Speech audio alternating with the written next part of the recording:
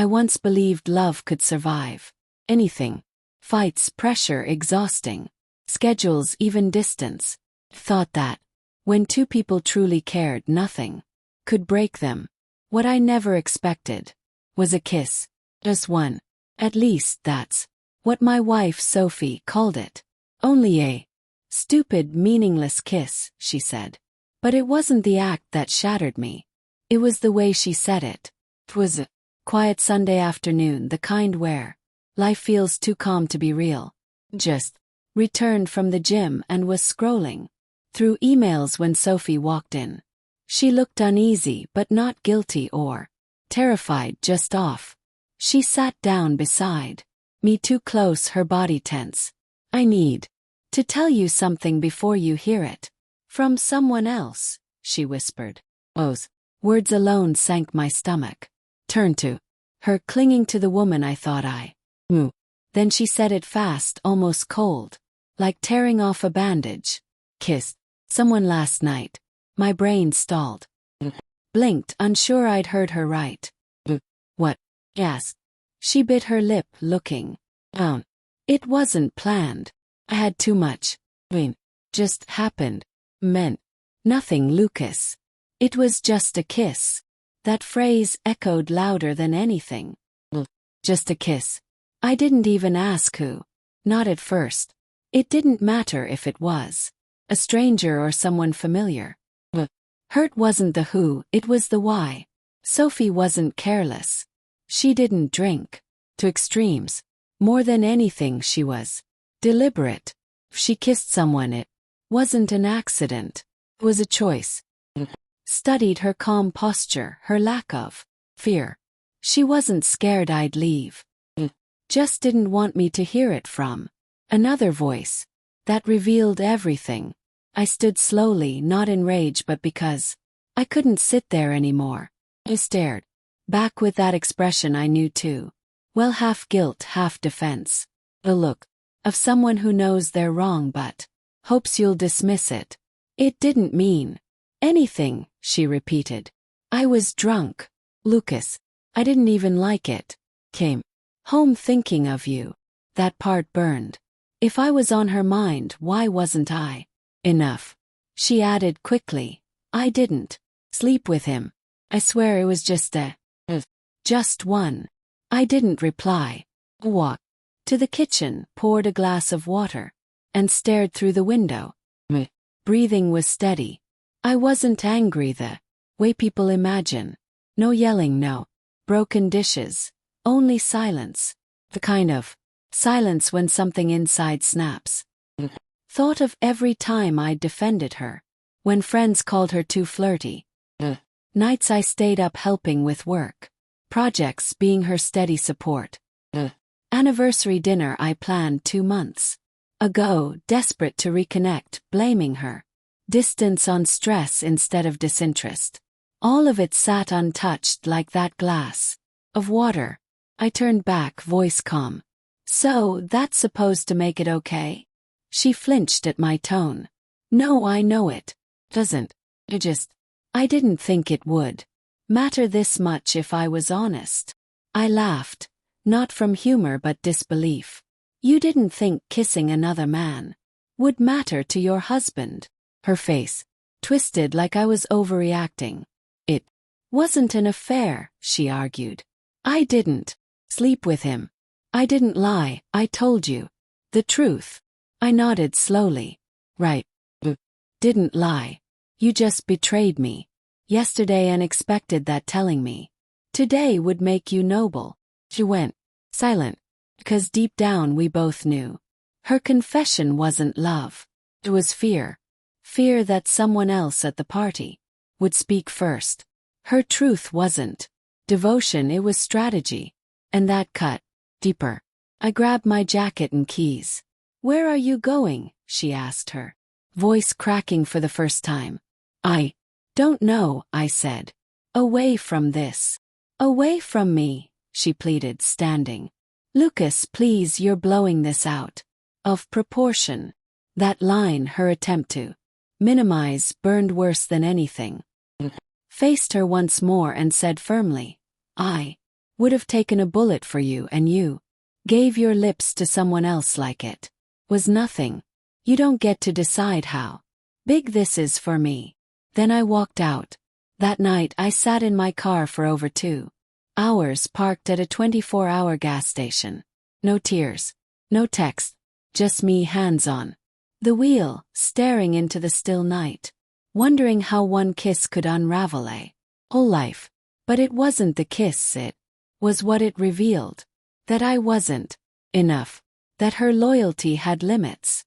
That every promise could vanish under dim lights and a glass of wine.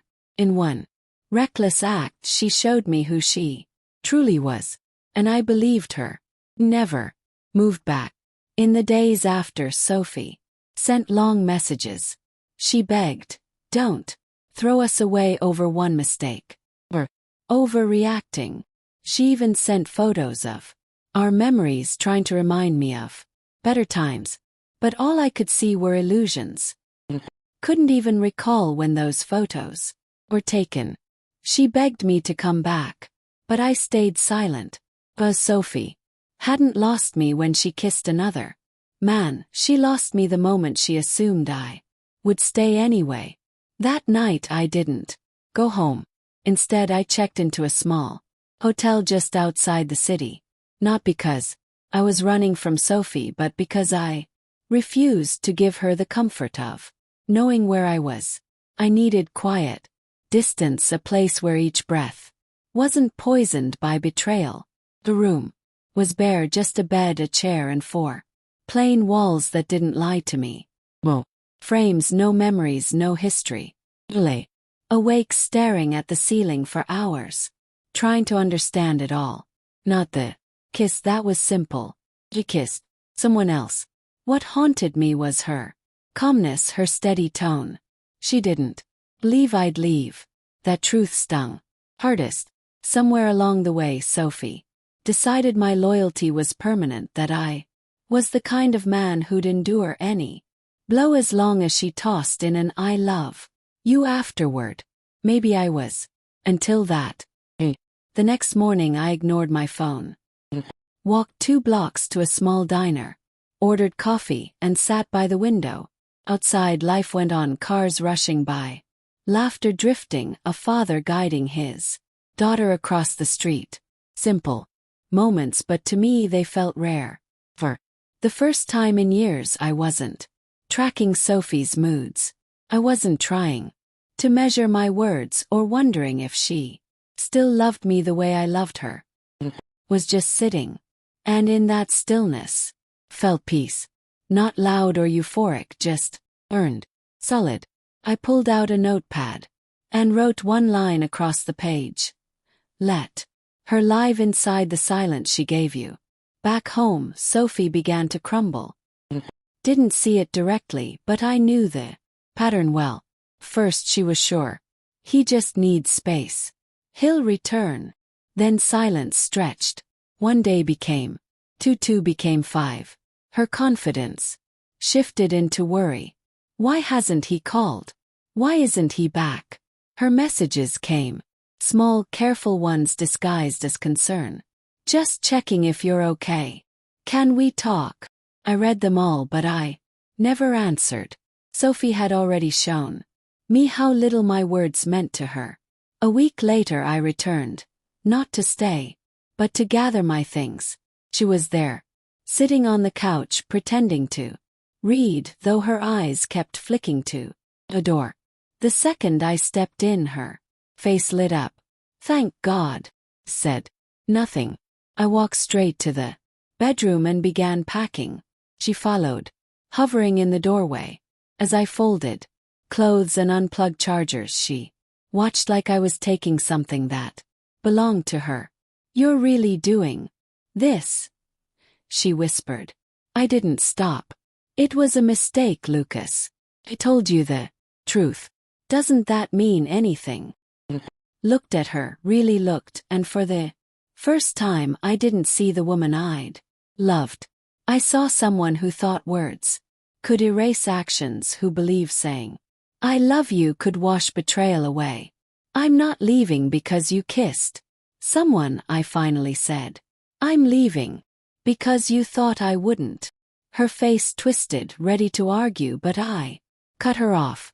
You didn't need to admit it, I already knew. She tried again, voice rising. I've apologized.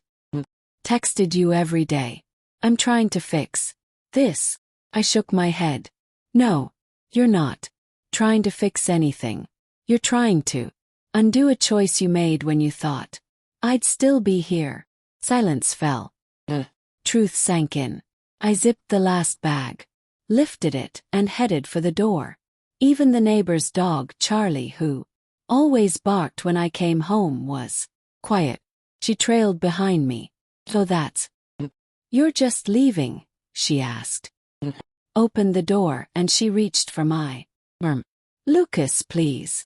I stepped back, gentle but firm. I stayed loyal when I felt unseen. I stayed kind when you grew cold. I stayed patient while you drifted away. I gave you everything and you threw it aside for a kiss you claim meant nothing. Her eyes brimmed with tears. It was just a moment.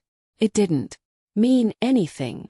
It meant everything to me, I answered and walked out. For weeks the calls kept coming. Never blocked her. I didn't need to. Silence was louder than any argument. It wasn't just my absence. It was the absence of the version of her that only existed when I loved her. Then came the long messages, pages filled with confessions, explanations, guilt-soaked speeches. Didn't read most of them. Healing never comes from rereading words written by someone who didn't value you when it mattered. I moved into a small, one-bedroom apartment on the edge of simple, clean, and peaceful. Shared memories, no ghosts of a former life, just me. I started cooking again, hit the gym, took long evening walks, reconnected with friends I hadn't seen in months, and I remembered what it felt like to laugh without hesitation, to sleep without noise in my head, to live without waiting for someone to finally love me the right way. That was the victory. Not hurting her, not replacing her, simply outgrowing her. Sophie had imagined our breakup would be storms of arguments, tears, pleading. Instead it was silence. And that silence is what broke her. Because nothing frightens someone who's betrayed you more than realizing you're not angry, you're just done. 3 months passed. 90 days since I walked out without looking back.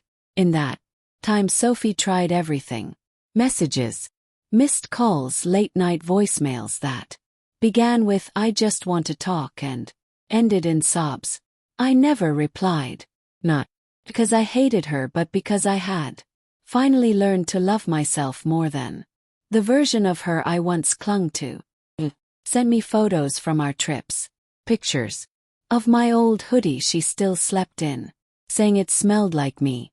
Even reached out to my sister Claire asking if she thought I'd ever forgive her. Claire didn't respond. She had seen me on her couch, hollow-eyed, trying to accept that a kiss, just a kiss, had revealed a truth I could never unsee. One evening, everything unraveled for Sophie. I was at a small downtown restaurant, not fancy, just warm wood, soft music, dim lights. Across from me was someone, not a girlfriend, not yet, but someone who made me feel noticed. Her name was Eva. We'd met at a bookstore when I picked up a novel I hadn't read in years. We talked briefly, laughed, and she walked away, leaving a smile that lingered for days. Then we'd gone out a few times. Every conversation was light, natural. Pretending. No eggshells. Just two people sharing time. That night, as we waited for food, my phone buzzed. Sophie. Again. But not a call, not a text. Video. I hesitated, then opened it. Sophie sat on the edge of our old bed. Hair messy, eyes swollen. Lucas, she began, her voice trembling. I know you hate me. I know I broke your heart. Maybe I don't deserve your time, but I don't know how to stop loving you. Can't eat. I can't sleep. Everything here reminds me of you. She wiped her face, voice cracking. I thought I was strong enough to handle the space. Thought I'd find clarity, but all I found was how foolish I was to think a kiss meant nothing. He paused, breathing ragged. I know you're probably with someone. I don't blame. But if any part of you remembers how we once loved each other, please tell me it's not too late. I stared at the screen, waiting for something to move me. But there was nothing. No anger, no sorrow, just emptiness. Whatever bond we had was. Her voice didn't shake me. Her tears didn't touch me. Her regret couldn't matter because the man she was begging for no longer existed. Eva must have noticed my face shift. Everything okay? She asked softly. He nodded. Yeah, just closure. And I meant it. A few days later, Sophie appeared at my apartment door. Thin coat in cold weather, eyes darting down the hall. Lucas, she whispered. Please. Stepped aside. She stood in the living room, glancing around like she didn't belong there. This is nice, she said, trailing her fingers along a shelf. What are you doing here, Sophie? I needed to see you, she said. I had to say it in person. It was selfish. I didn't know what I had until I lost it. Thought you'd come back. Thought you'd be mad, but eventually. Forgive me. I didn't expect this. Silence. Her voice trembled. You didn't fight. You didn't yell. You just disappeared. And that hurt more than any breakup could. I nodded slowly. That silence was everything I never said while I was busy holding us together. She stepped closer, but I lifted a hand. Is there any chance you'd give us another try?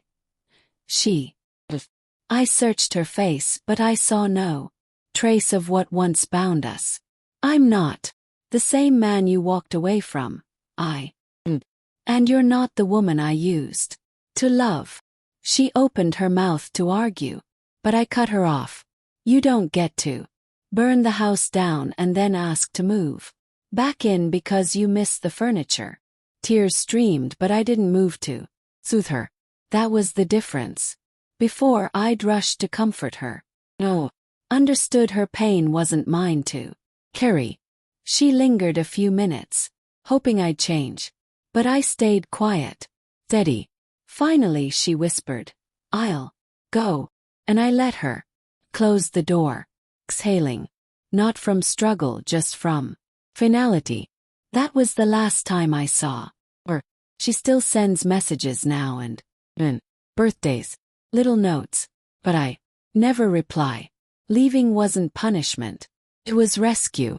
And I won't step back into fire just because she's finally learned how to scream. She once told me it was just a kiss that she loved me. Now she finally understands what I knew. Then, if it meant nothing to her, then I must have meant nothing too. And that is something no apology could ever mend.